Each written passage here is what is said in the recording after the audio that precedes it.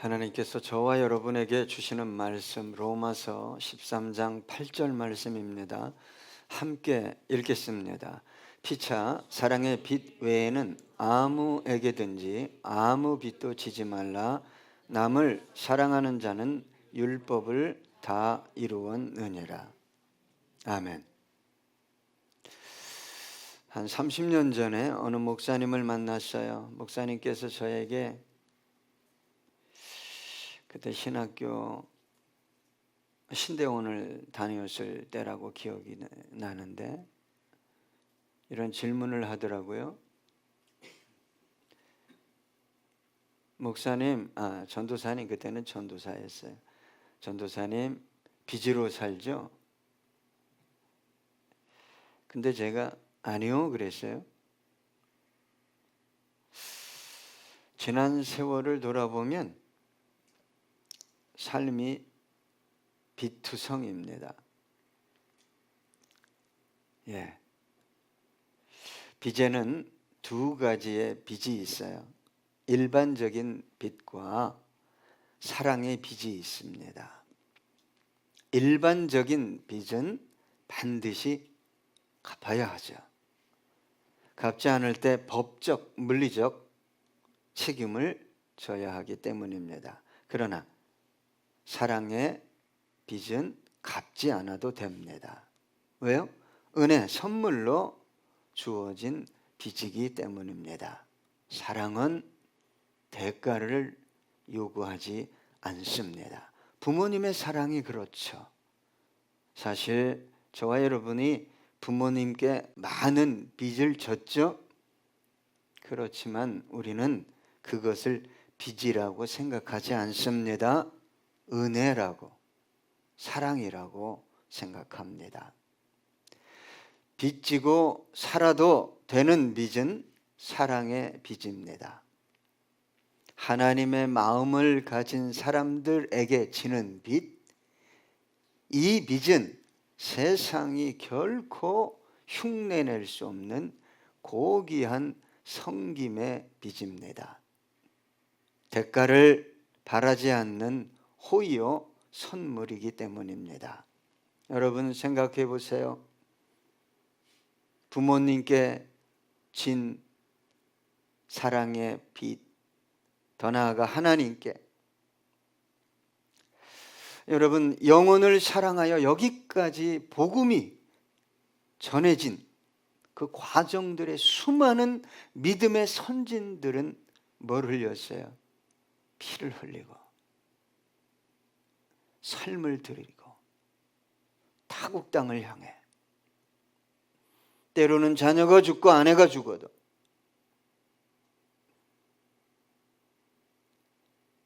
여러분 그들에게 진 빚을 어떻게 갚을 수 있겠어요? 윤리적으로 영적으로 그 빚이 남아 있지만 그 빚은 마음과 삶을 짓누르는 짐으로, 빚으로 작용하지 않습니다. 은혜요, 감사일 뿐입니다. 저와 여러분이 인생을 살면서 지어도 되는 빚은 바로 이 사랑의 빚입니다. 그런데 사람들마다 다 꿈이 있는데 속에 있는 욕망을 보지 못해요. 그러니까 빚을 집니다. 개인 부채, 가계 부채, 국가 채무. 여러분 갚을 수 없는 상황이 도래하면 그 빚으로 인해 당하는 고통은 너무도 비참하고 심각한 것입니다. 개인이 망가집니다. 여러분 얼마 전에 뉴스에 보니까 캄보디아의 청년들이, 한국 청년들이 이 공장 같은 곳에 범죄 단체예요. 거기서 뭔 일이 벌어지냐? 보이스피싱을 하는 거예요. 알바, 많은 고가 알바. 그래 캄보디아 쪽으로 우리 교회 청년들은 수천억을 준다고 해도 제발 가지 마세요. 근데 그 대부분의 청년들이 직업이 없고 또 빚도 지고 그랬으니까 거기 간 거예요. 여러분, 구타는 그냥 일상이고 심지어 거기서 사람을 죽이는데 뭐까지 있다고요? 거기에 화장장까지 있대요. 흔적을 남기지 않고 죽이는 거예요. 가정이 파괴되고 국가가 병들고 대혼란에 빠지기도 합니다. 베네수엘라처럼, 아르헨티나처럼 말입니다. 경제 전문가들이 예견하기를 다시 IMF가 올 수 있다. 아니, 그 이상의 금융 위기가 올 수도 있다고 말합니다. 절제하지 못해요. 왜요? 욕망에 붙들렸기 때문에. 욕망에 붙들리면 절제하지 못합니다. 위정자들은 국가와 국민을 생각하지 않고 중간 관리자들은 국민의 삶이 우선이 아니라 자신의 욕망, 주머니를 채우는데 바쁩니다. 여러분, 정의와 공의를 찾아보기 힘들어요. 일반 사원이 금융회사에서 수백억, 아니요, 수천억을 빼돌렸어요. 회사가 몰라요. 기가 막혀요. 정직하고 바르게 살면 성공할 수 없다는 의식이 팽배해지고 있습니다. 많은 사람이 정의와 공의를 외치지만 정작 그렇게 살아가는 사람은 찾아보기 힘들죠. 여러분, 거리에서 정의를 외친다고 세상에 정의가 세워집니까? 외치기는 쉽지만 그렇게 살기는 어렵습니다. 외치는 사람조차도 그 사람의 삶을 조사해 보면 전혀 그렇게 살지 않아요. 왜 사회가 이렇게 불의하냐? 거짓되냐? 정의가 공의가 세워지지 않냐? 근데 그 사람을 삶을 뒤져보면 공의도 없어요. 정의도 없어요. 될 수 있으면 불법을 자행해서 유익을 취하려고 그래요.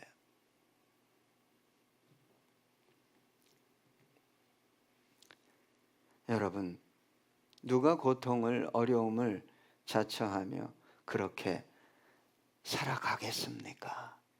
저는요, 아무리 생각해봐도 우리 그리스도인들만이 할 수 있는 일이라고 생각합니다. 왜요?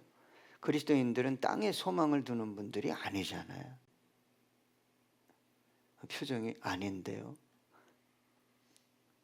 우리 그리스도인들은 하늘에 소망을 둔 분들이기 때문에 그렇게 살아갈 수 있습니다. 그래서 오늘 본문에 뭐라고 저와 여러분에게 말하고 있냐? 피차 사랑의 빛 외에는 아무에게든지 아무 빚도 지지 말라.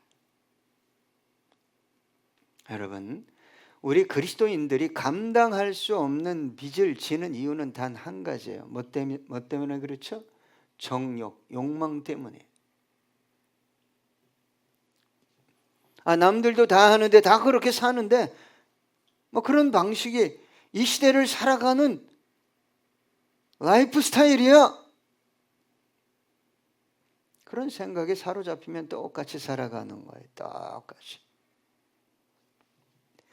고린도후서 4장 16절로 18절 보니까 그러므로 우리가 낙심하지 아니하노니 우리의 겉사람은 낡아지나 우리의 속사람은 날로 새로워지도다. 우리가 잠시 받는 환난에 경한 것이 지극히 크고 영원한 영광에 중한 것을 우리에게 이루게 함이니 우리가 주목하는 것은 보이는 것이 아니요 보이지 않는 것이니 보이는 것은 잠깐이요 보이지 않는 것은 영원함이라. 순간적인 것. 해성처럼 밤하늘에 그냥 멋지게 빛을 쫙 내리고 떨어지지만 순간에 끝나버려요. 그 찰나를 위해 살겠다는 것. 여러분, 하늘나라 저 영원한 나라의 영광, 완전한 삶에 이 땅에서의 삶은 찰나예요. 찰나, 순간이에요. 그걸 인식해야 돼요. 내 영혼이 천년이 하루 같고 하루가 천년 같은 이 원리를 아셔야 돼요. 천국에 시간이 있죠? 시간이 없어요. 생각해 보세요. 퍼펙트한 곳에서 시간이 없이 시간을 느끼지도 못하고 얼마나 행복하겠어요. 그런데 처절한 지옥에서, 그 고통 속에서 뭐가 없어요? 시간이 없어요.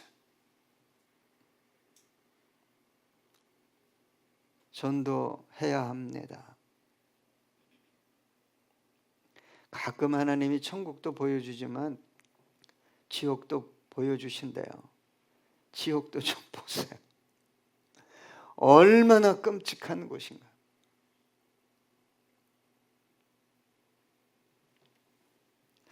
여러분, 정욕에 이끌리면 결국 신앙과 삶이 분리됩니다. 교회 와서는 그리스도인인 것 같은데 나가서 살아가는 삶의 원리, 방식, 가치는 진리와 아무런 관계가 없어요.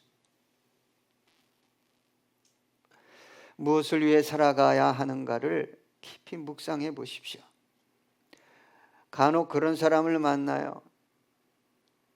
여러분, 자기가 엄청 사고치고 하나님이 뒤처리하는, 그리고 말은 하나님이 응답하셨다고, 역사하셨다고.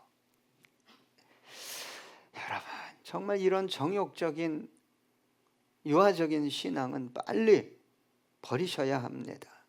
하나님께서 저와 여러분에게 주신 한계가 있어요. 금전적인 한계, 육체적인 한계, 지적인 한계, 믿음의 한계 있어요. 그것을 쫓아 살아야 합니다. 로마서 12장 3절입니다. 내게 주신 은혜로 말미암아 너희 각 사람에게 말하노니 마땅히 생각할 그 이상의 생각을 품지 말고 오직 하나님께서 각 사람에게 나누어 주신 믿음의 분량대로 지혜롭게 생각하라. 분량이 있어요. 하나님이요, 재물 얻을 능을 준 분들은요, 손만 대면 그냥 돈을 벌어요. 안 준 분들이 있고 적당하게 준 분들이 있어요. 여러분, 부러워할 거 없어요. 주신 것에 감사하고 주신 것 안에서 살아가셔야 합니다. 지혜롭게. 우리 주님께서 말씀하셨잖아요. 들의 백합화를 봐라, 공중에 나는 새를 봐라. 솔로몬이 그 화려한 의상을 입었지만 이 백합화 하나만 못했다는 거예요.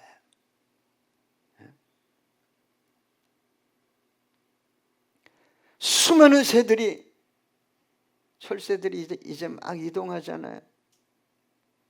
창고도 없잖아요. 주머니 있어요, 날아갈 때? 새 주머니 보셨어요? 아무것도 없어요. 근데 하나님께서, 아버지께서 저것들을 다 먹이신다.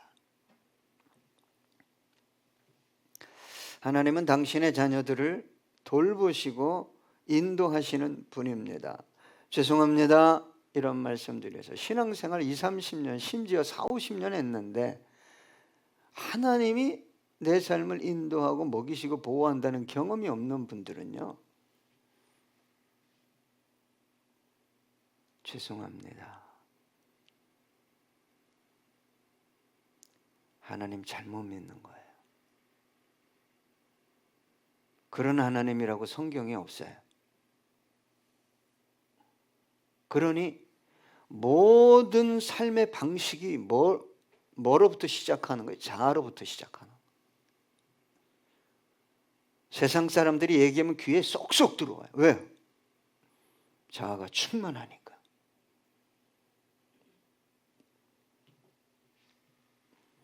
근심과 걱정과 불안과 두려움은 하나님께서 주시는 것들이 아닙니다.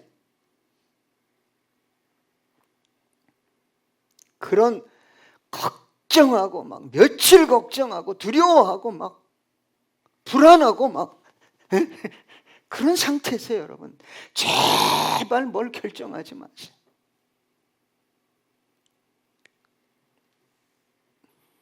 사탄이 근심과 걱정 줍니다. 불안과 두려움 주고 그 속에서 선택하게 만들어요. 그 선택하면 뭐예요? 덫이에요. 쥐레입니다. 쥐레.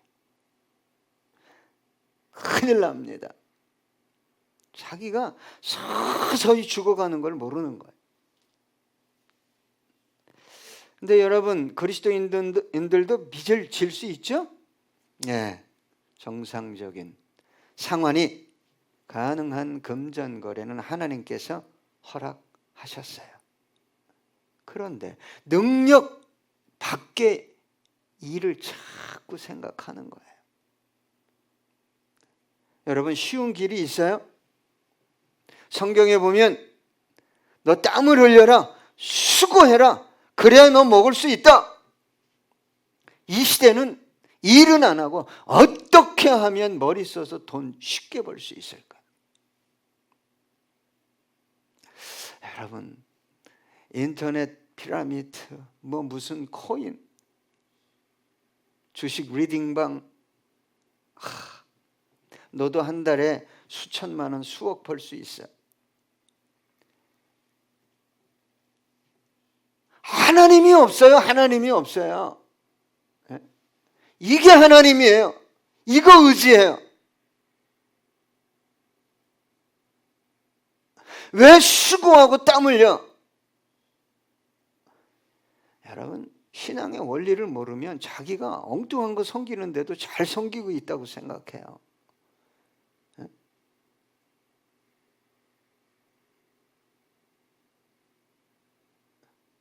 여러분, 주기도문 보면 뭐 달라고 기도합니까? 황 집사님? 일용할 양식 구해요. 일용할 양식. 내가 이게 너무 많이 쌓였어. 뭐 구하겠어요?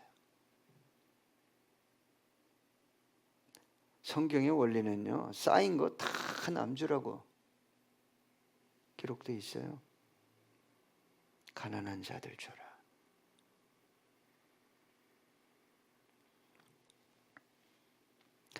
시편 128편 1절로 2절입니다. 여호와를 경외하며 그의 길을 걷는 자마다 복이 있도다.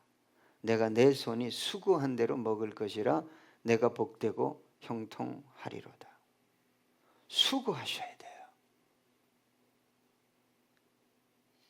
그날 수고하고 주일날은 쉬고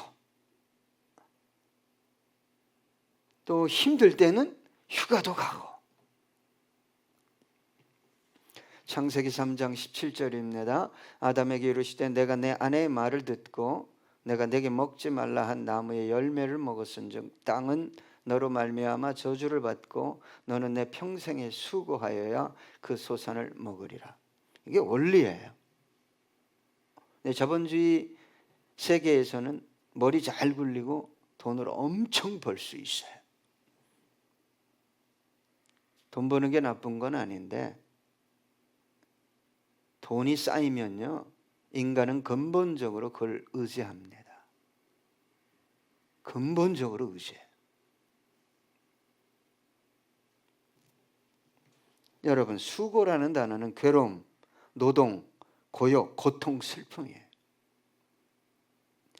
그래야 수고하면서 살아야 어딜 바라보는 거예요? 저 하늘. 내 주님 계신 저 하늘. 모든 눈물과 고통과 슬픔과 아픔이 끝나고 언젠가는 요단강 건너 저 하늘 날아가겠지. 돈이요, 수천억, 수백억 있어봐요. 안 죽고 끝까지 이거 누리면서 살려고 그래요. 천국이요? 소망할 것 같죠?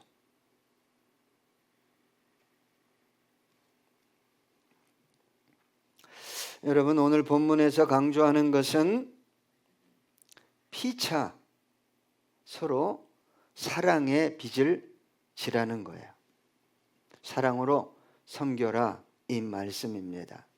그런데 여러분, 사랑의 빚은 하나님의 손길일 뿐만 아니라 응답일 때가 참 많아요.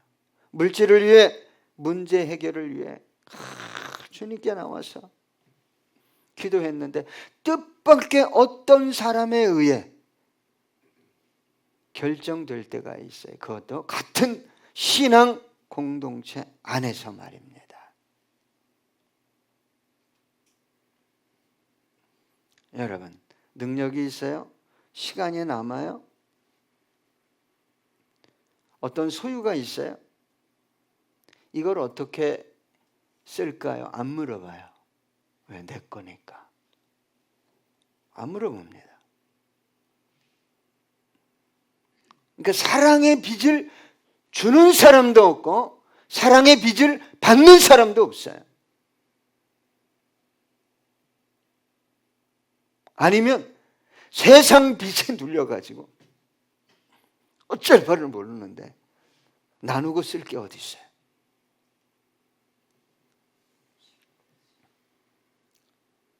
여러분, 기도하세요. 기도하세요. 하나님, 내 인생도 나를 통해 누군가에게 하나님의 응답이 임할 수 있도록. 전화해가지고, 전화 요즘 이렇게 안 하죠. 그냥 이렇게 하죠. 그다음 돈 얘기, 예? 비참한 거예요, 그리스도인이. 결단하고 하나님, 굶어 죽으면 내가 죽겠습니다.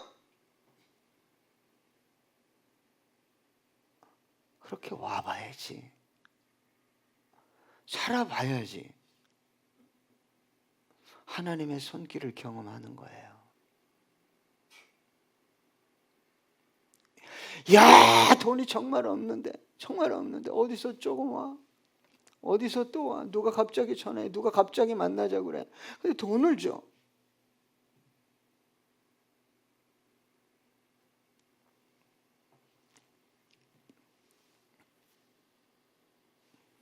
여러분, 신앙이 성숙했다는 것은 사랑의 빚을 줄 뿐만 아니라 건강하게 사랑의 빚을 받을 줄 아는 거예요. 저는 우리 교회 안에 서로 사랑의 빚을 주고받는 사건이 일어나길 소망합니다.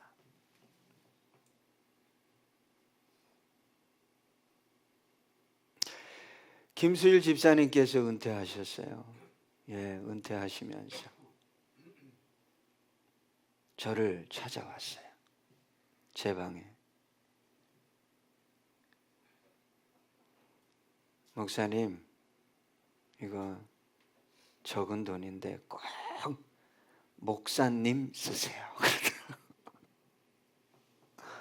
목사님 쓰세요.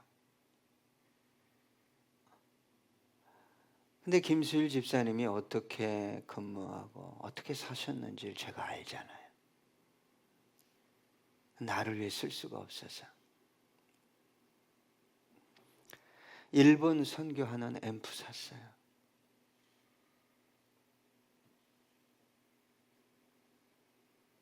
평생 열심히 사시고 빚이 없으니까,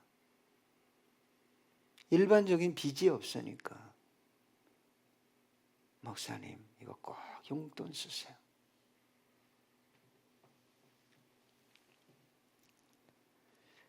여러분, 사랑의 빚은 감동이죠. 국률과 자비, 평안과 소망, 그런 것들을 흘러넘치게 합니다.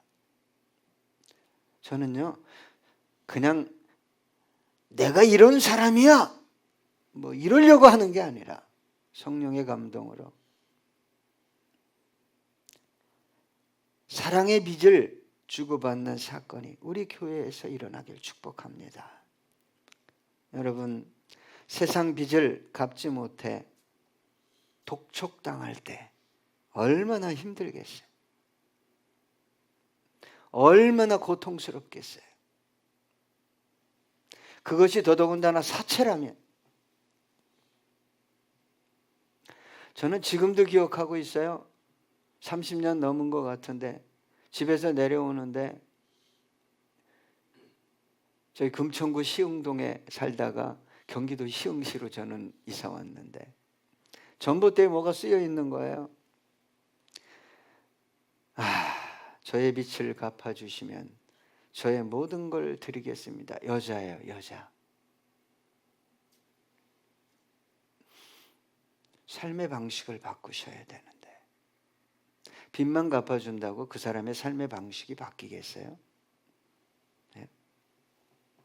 마태복음 11장 28절입니다. 수고하고 무거운 짐진 자들아 다 내게로 오라. 내가 너희를 쉬게 하리라. 제발 부탁입니다. 네? 주님께 기도하고 간구하세요. 29절이 더 중요하죠. 나는 마음이 온유하고 겸손하니 나의 멍에를 메고 내게 배우라.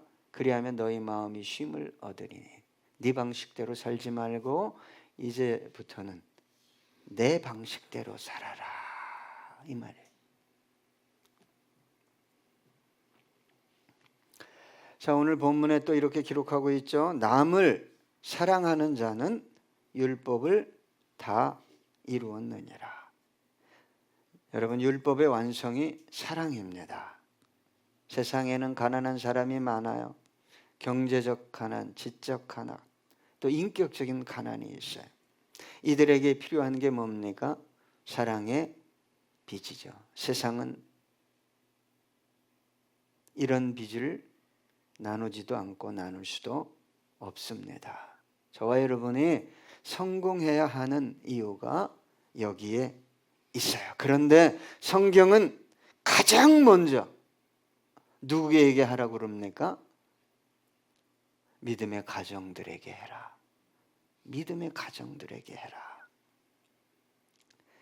그 사랑의 빚이 교회를 든든하게 결속시키는 거예요.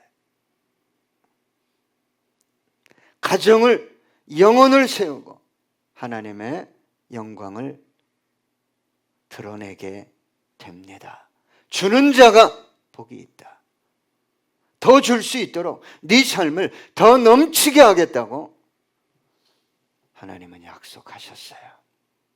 더군다나 세상 사람들이 교회 요즘 좋아합니까? 끌려서 왔는데 그 사랑, 그 사랑의 빚이 오고 가는 것을 본다면 어떻겠어요? 매일 싸우지 말고. 예? 갈라디아서 6장 10절입니다. 그러므로 우리는 귀에 있는 대로 모든 이에게 착한 일을 하되 더욱 믿음의 가정들에게 할지니라. 끝으로 요한복음 13장 34절 35절입니다. 새 계명을 너희에게 주노니 서로 사랑하라. 내가 너희를 사랑한 것 같이 너희도 서로 사랑하라. 너희가 서로 사랑하면 이로써 모든 사람이 너희가 내 제자인 줄 알리라. 우리 함께 찬양하겠습니다.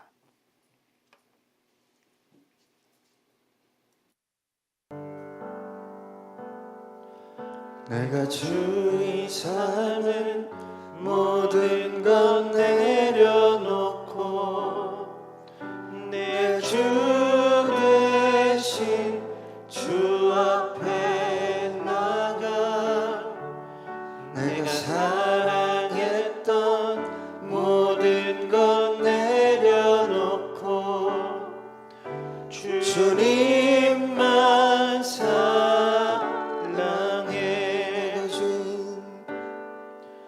내가 주인 삶은 모든 것 내려놓고 내 주 대신 주 앞에 나가 내가 사랑했던 모든 것 내려놓고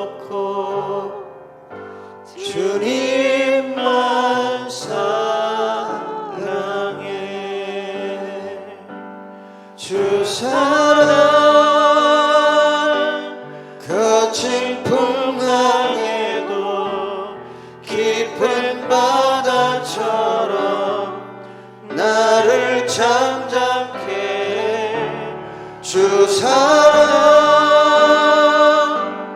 내 영혼의 반석 그 사랑 위에 서리. 다시 한번 고백합니다. 내가 주인 삼은 모든 것 내려놓고 내 주 대신 주 앞에 나가 내가 사랑했던 모든 것 내려놓고 주님만 사랑해. 주 사랑 주 사랑 거친 풍랑에도 깊은 바다처럼 나를 잠잠케 해. 주 사랑 내 영혼의 반석 그 사랑 위에 서리. 주 사랑 거친 풍랑에도 깊은 바다처럼 나를 잠잠케 해. 주 사랑 내 영혼의 반석 그 사랑 위에 서리. 그 사랑 위에 그 사랑